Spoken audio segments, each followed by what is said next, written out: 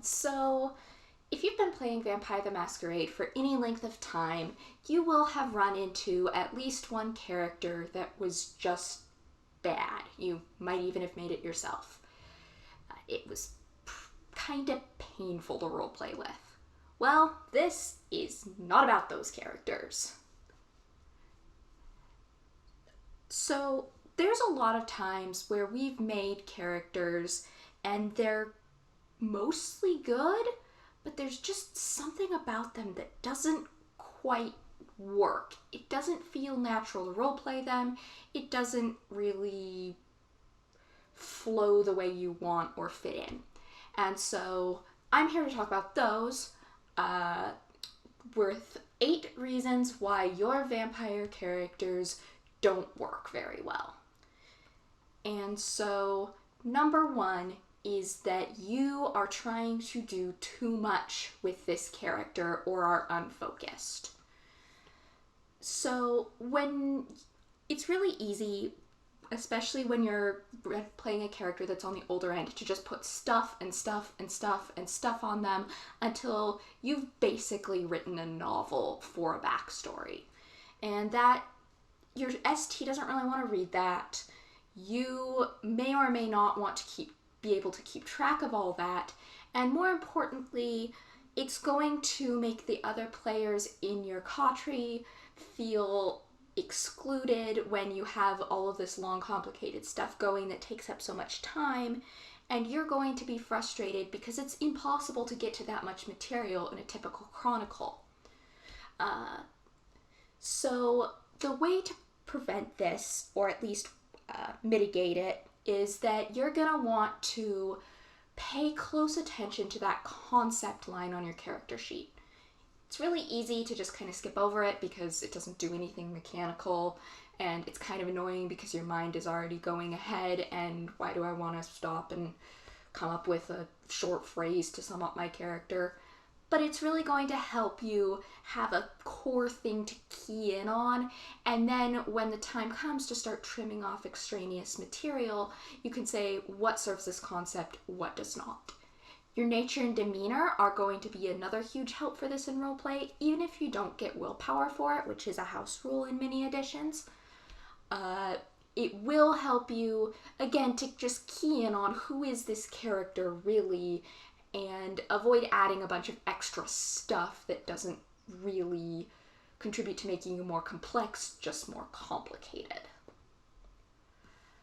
Number 2, your character has a mortal life that has been neglected.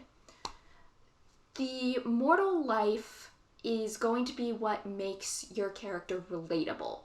I mean, we can somewhat relate to, for example, an anarch trying to fight elder tyranny.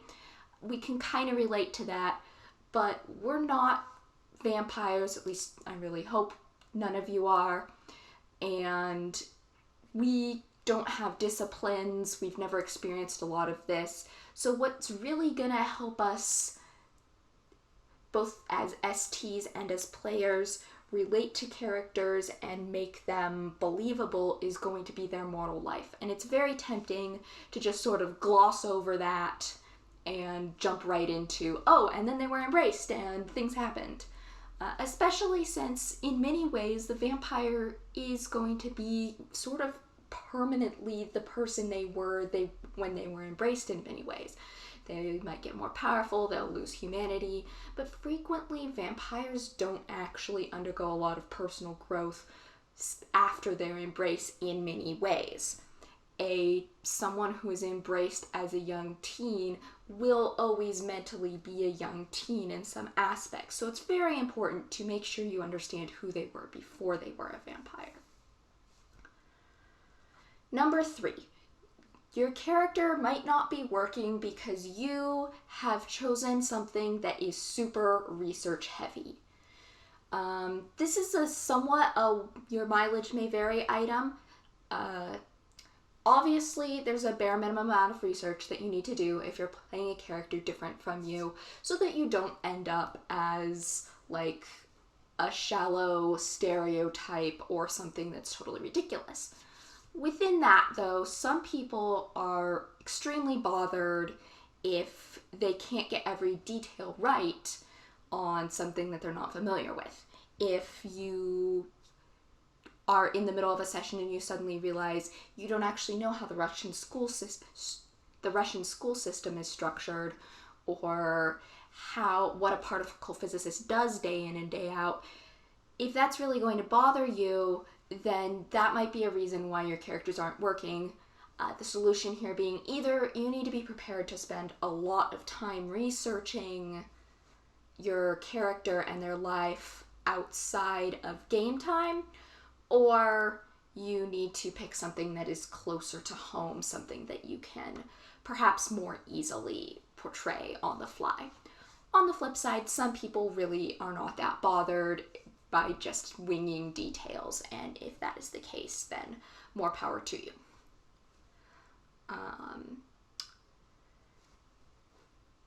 Thing number 4, you may have goals that are ill-defined or too nebulous. Pretty much everybody knows a good character needs goals nowadays, but a lot of times your character's goals become something like find my place in the world or restore the anarchs to their former glory. These big, broad things that are really hard, and it's very difficult to put specific actions to those things. It's very difficult to say, okay, if I do this, will this advance my goal or hinder it? And so they're a good start, but you need to be more specific and defined. Like, find my place in the world is a good broad start, but you might need to think, okay, what is a more achievable, more concrete version of that? For example, prove my worth as a Cainite to the local Sabbat. That is something that you can actually base actions in a chronicle off that hopefully will lead to perhaps your more broader, more nebulous goals. The flip side of this is item number 5. You have goals that don't line up with the chronicle. This one, you need to talk to your ST to resolve, but if you're running a chronicle based on the first edition of Chicago by Night in 1991, and your character really, really wants to be elected as the president of France, you're not going to be able to do anything within the chronicle that makes you feel fulfilled in any way as a player or as a character. Of course, characters should want things they can't have. It's honestly one of the most fun things as a player to torture them that way. But you need to make it such that you can actually feel like what you're doing in the chronicle is relevant to getting or failing to get what you want. And as I said, really the only solution here is to talk to the ST and pay attention to where the chronicle is going to be set and what it's going to be about, and honestly being willing to murder your darlings, or more accurately, put your darlings on hold until a more appropriate game comes along. Reason number 6, you are not allowing for the dice in your character concept. So there's 2 things here. You can't force other player characters or other storyteller characters to react to your character in a specific way. And some people sometimes will wind up creating these characters that it's very important that everyone in the chronicle finds them sexy, scary, trustworthy, or annoying, or finds them an outcast, and you really can't guarantee that. There's way too many variables, and so make sure that you're not, whatever you have, it's still going to work if you don't get your desired or intended reaction from every other character in the chronicle. And on the flip side, you need to make sure that you do not set your character's story up in a way that they cannot fail at something. Because dice gods are a bitch, and they love to make you botch at the worst possible moment. And if your character, a really common example of this is we've got this character, they're lying about a major part of their backstory. Nobody can doubt them. This secret can never come out. Nobody can doubt them ever. But people will ask questions, and eventually you're gonna have to roll that manipulation plus subterfuge. And if you're not prepared to deal with what's going to happen should you fail that roll, you really need to play another character, or at least come up with some way to mitigate how often those rolls are going to be made. Which is smart playing in general, but it is very difficult. It is basically impossible to reduce your chance of failing at any given roll type to 0. And you need to be prepared for that. Reason 7, you're forgetting that this is a team game. And this is a lot easier to do in Vampire than in many other games because the characters are so individualistic. But if you have this character that's a lone wolf and isn't going to want to hang out with the Cautry, or is going to need like these contrived reasons or this constant outside intervention to keep working with the character, that's to keep working with the other characters. Or if you have kind of a jerk character who's going to be actively antagonistic to the other PCs without any reasonable provocation, you're going to have a bad time and you're going to drag the chronicle down because everybody has to just deal with keeping your character happy. And you're going to have a bad time as well because you're not really going to get in on any of the good action. So create reasons for your character to want to work with these other characters. If all else fails, a really good option is to just talk to the other players and have your character know and like some other person some other player character so that they would want to stick around. And that is often a good solution to that. Solo games, obviously, are the exception here. Solo game, if you happen to be lucky enough to have a ST that will run for just you, that is the time to go hog wild with those brooding loner characters that would never work in any other game. And the final reason why your Vampire the Masquerade characters might not be working the way you want them to is that you don't actually want to roleplay them.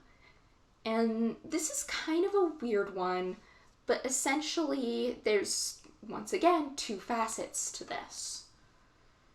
The first thing is that whatever they do might not be interesting. I see this very commonly with characters who are artists or creatives of some type. They want to create this masterwork. And what ends up happening is you just wind up role-playing a person sitting around in their room writing a book. And you could have been writing the book yourself and it would have been a lot more interesting. Not to say that creatives can't be good characters, but you need to give them something that will get them out of their bedrooms and off their computers or away from their art studios, and give them some reason to something interesting to do. The flip side is that you're not comfortable role-playing your character. I'll illustrate here with a personal example. I had this concept that I created at one point. She was a follower of Set who was involved in this sexual relationship that was considered very taboo, and that affected her a lot as a mortal and went on to affect her after her embrace. And it had to do with how it affected how she fed, it affected her thoughts and feelings and focuses about the followers of Set and the way she related to things. But I don't enjoy erotic roleplay, and I don't really enjoy the sexual themes. I get very uncomfortable role-playing the heavy sexual themes. And so while I did not necessitate explicit sex scenes with this character, we spent a lot of time dealing with things related to her sexuality, and I felt like I was constantly having to balance this tightrope of being true to the character, but also not doing things that made me uncomfortable, in particular with that group. And I wound up actually having to retire the character because I felt like I could not have her be the person that she was in my mind while remaining in a space that I felt comfortable role-playing. So, and it didn't mean she was a bad concept, but she was a bad character for me to roleplay. The same thing can happen in a lot of things, whether it's you don't like erotic roleplay, and this character does a lot of sexual things, whether it involves just something that makes you feel gross or reminds you of bad things that have happened or whatever. It doesn't matter how much you love the concept.